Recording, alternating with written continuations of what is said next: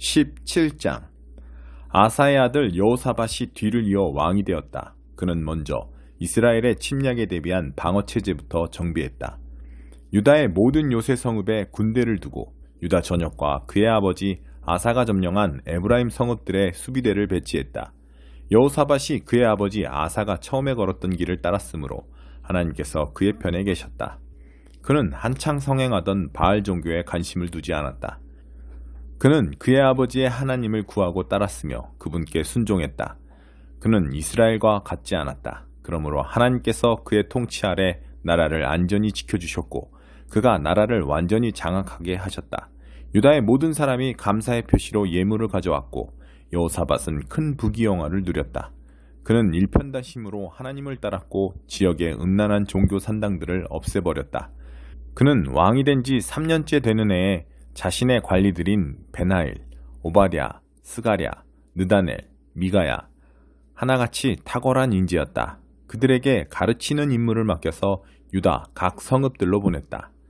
레위인들 스마야, 느다냐, 스바랴, 아사엘, 스미라못, 여호나단, 아도니야, 도비야, 도바도니야 그들도 함께 보냈는데 제사장 엘리사마와 여호람도 그 일행 중에 있었다. 그들은 유다 성읍들을 돌면서 하나님의 계시의 책으로 백성을 가르쳤다.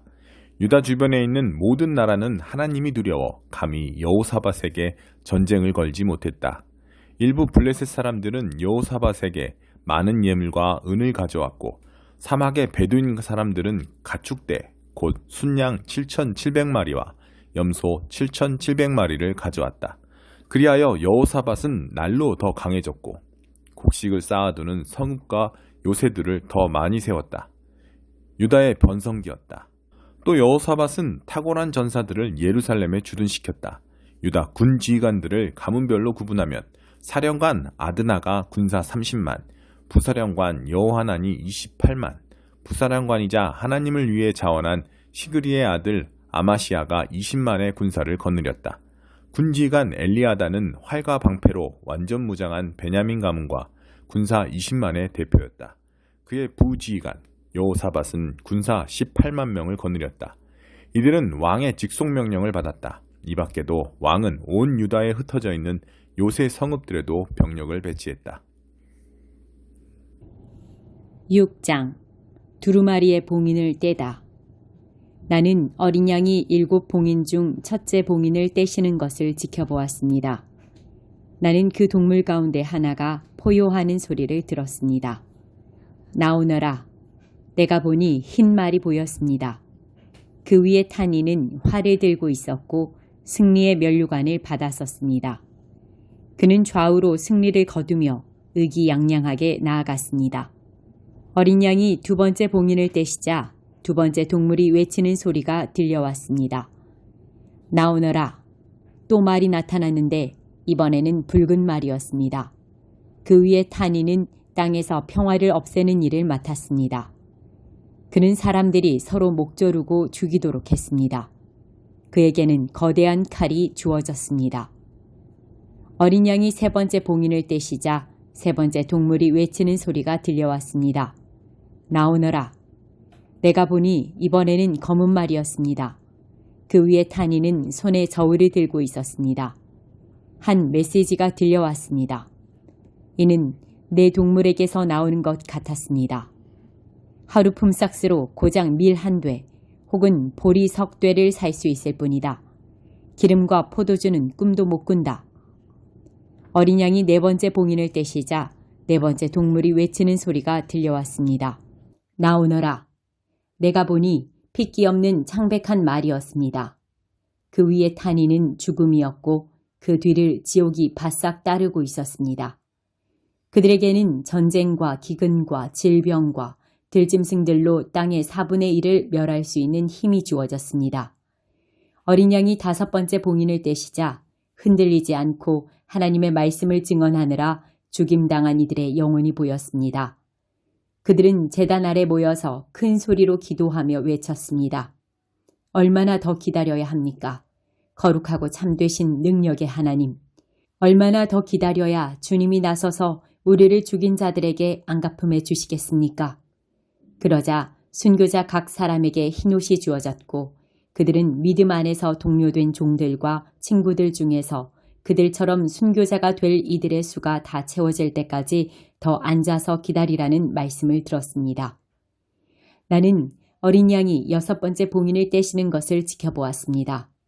그러자 지축을 흔드는 거대한 지진이 일어났고 태양이 칠흑처럼 검게 변하고 달이 온통 핏빛이 되었으며 별들이 강풍에 흔들리는 무화과 나무 열매처럼 하늘에서 떨어지고 하늘이 책처럼 턱하고 덮이고 섬과 산들이 이쪽 저쪽으로 미끄러져 다녔습니다.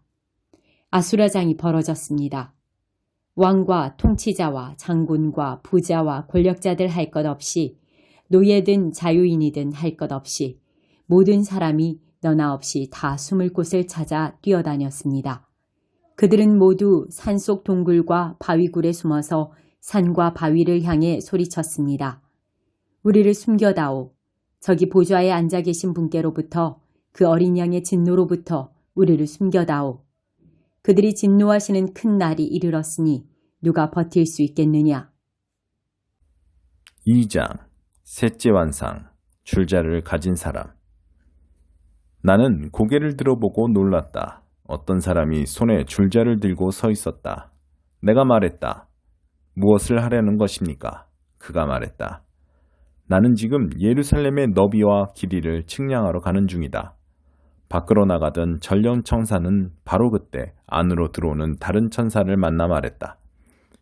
뛰어가라. 가서 측량사에게 말하여라. 예루살렘 성벽이 터질 것이다. 사람과 짐승들로 꽉 차 벽이 터져버릴 것이다. 그러나 내가 예루살렘과 함께할 것이다. 하나님의 포고다. 성벽 없는 예루살렘에게 불성벽이 되어주고 그 안에서 빛이 되어주리라. 일어서라. 거기서 나오너라. 지금 당장. 하나님께서 말씀하신다. 너희가 멀리 끌려간 그곳에서 돌아오너라. 하나님의 포고다. 내가 너희를 사방으로 흩었지만 이제 시온아 바빌론에서 나오너라. 지금 당장. 만군의 하나님 곧 내게 사명을 주어 여기까지 오게 하신 영광의 하나님께서 너희를 발가벗기고 집을 빼앗은 사악한 민족들에 대해 이렇게 말씀하셨다. 너희를 때리는 자는 곧 나를 때리는 자다. 그들은 나를 때려 코피를 내고 눈을 시퍼렇게 먹늘게 만든다. 때가 되면 내가 신호를 내릴 것이다. 그러면 그들은 발가벗겨질 것이다. 자기 종들의 손에 붙들려 내동댕이 쳐질 것이다. 그러면 너희는 만군의 하나님께서 내게 이 사명을 주셨다는 것을 분명히 알게 되리라. 소리쳐 외쳐라. 경축하여라. 시온에 따라 내가 간다. 내가 내 이웃으로 이사를 갈 것이다. 하나님의 포고다. 그때가 되면 많은 이방 민족들이 하나님 편에 설 것이다. 그들은 내 가족이 되리라. 내가 그들의 집에서 살리라. 그러면 너희는 분명히 알게 될 것이다. 만군의 하나님께서 내게 사명을 주어 여기 보내셨다는 것을. 그날 하나님께서 거룩한 성지에서 그분의 유산인 유다를 되찾으실 것이다. 예루살렘은 다시 그분의 특별한 도성이 될 것이다. 모두들 조용히 하여라. 쉿. 하나님 앞에서 침묵하여라.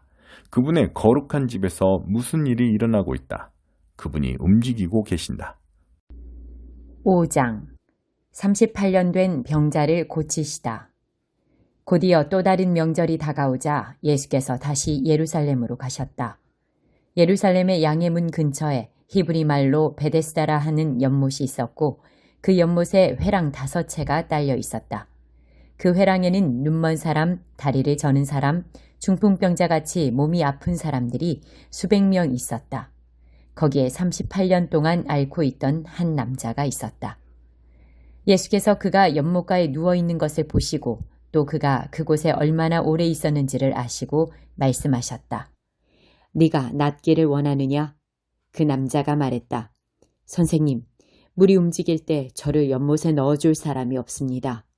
제가 연못에 닿을 즈음이면 이미 다른 사람이 들어가 있습니다. 예수께서 말씀하셨다. 일어나서 내 자리를 들고 걸어가거라. 그러자 그가 곧바로 나았다. 그는 자기 자리를 들고 걸어갔다.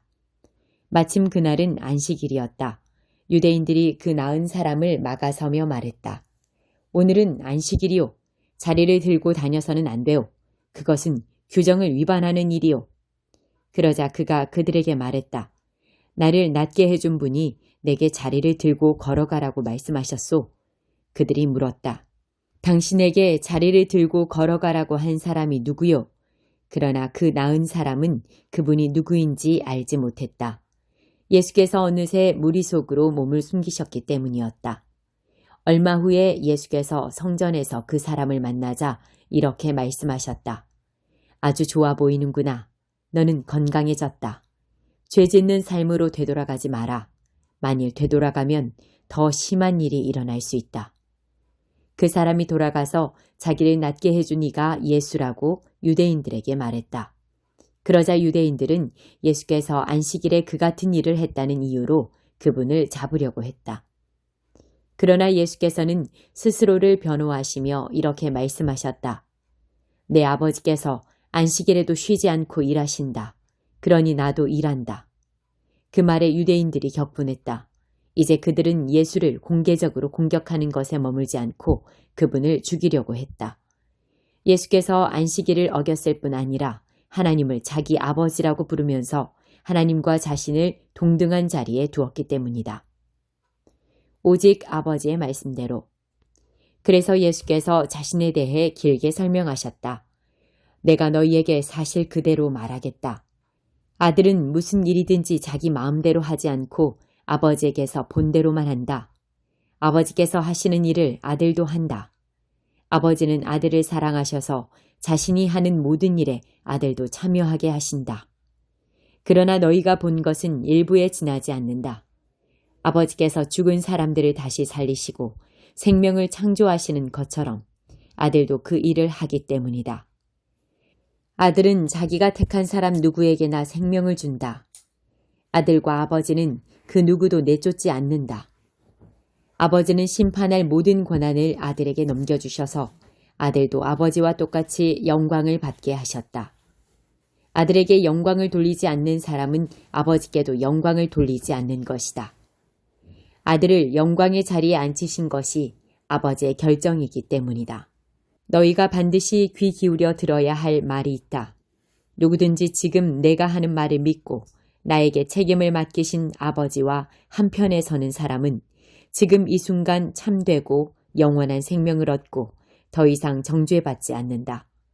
그는 죽은 사람의 세계에서 산 사람의 세계로 과감히 옮겨온 것이다. 너희가 반드시 알아두어야 할 것이 있다.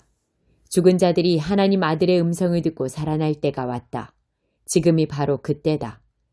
아버지 안에 생명이 있는 것처럼 아버지께서는 아들 안에도 생명을 주셨다.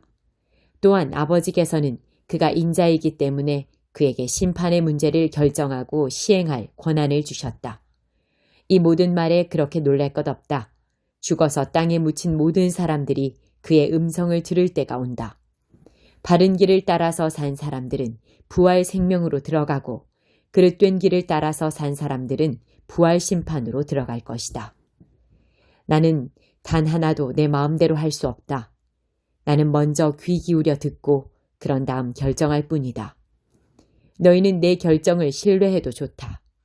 내가 내 마음대로 하지 않고 오직 지시받은 대로 하기 때문이다. 내가 내 자신을 위해 말한다면 그 증언은 헛될 뿐 아니라 나의 이익을 위한 것이 되고 말 것이다. 그러나 나를 증언해 주시는 분은 따로 계시다. 그분은 모든 증인 가운데 가장 믿을 만한 증인이시다. 게다가 너희 모두는 요한을 보았고 그의 말을 들었다. 그가 나에 관해 전문적이고 믿을 만한 증언을 해주지 않았느냐? 그러나 내가 너희의 지지를 얻으려고 하거나 한낱 사람의 증언에 호소하려는 것은 아니다. 내가 이렇게 말하는 것은 너희로 구원을 얻게 하려는 것이다. 요한은 밝게 타오르는 횃불이었고 너희는 한동안 그의 밝은 빛 속에서 기쁘게 춤을 추었다. 그러나 참으로 나를 증거하는 증언, 요한의 증언보다 훨씬 뛰어난 증언이 있다. 아버지께서 나에게 이루라고 맡겨주신 일이 바로 그것이다. 내가 이루려고 하는 이 일이 아버지께서 실제로 나를 보내셨다는 것을 증언해준다. 또한 나를 보내신 아버지께서도 나를 증언해 주셨다. 그러나 너희는 이 점을 놓치고 말았다.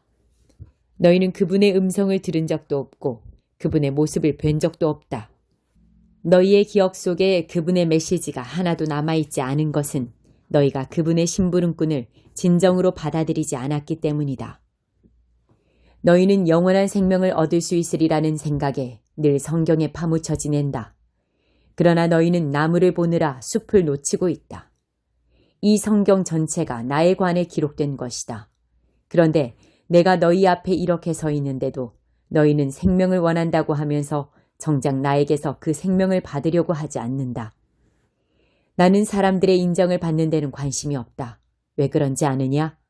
내가 너희와 너희 무리를 잘 알기 때문이다. 나는 너희의 행사 일정에 사랑이 없다는 것을, 무엇보다 하나님의 사랑이 없다는 것을 안다. 내가 내 아버지의 권한을 가지고 왔으나 너희는 나를 쫓아내거나 피하기만 한다. 만일 다른 누군가가 으스대며 왔다면 너희는 두 팔 벌려 그를 맞았을 것이다.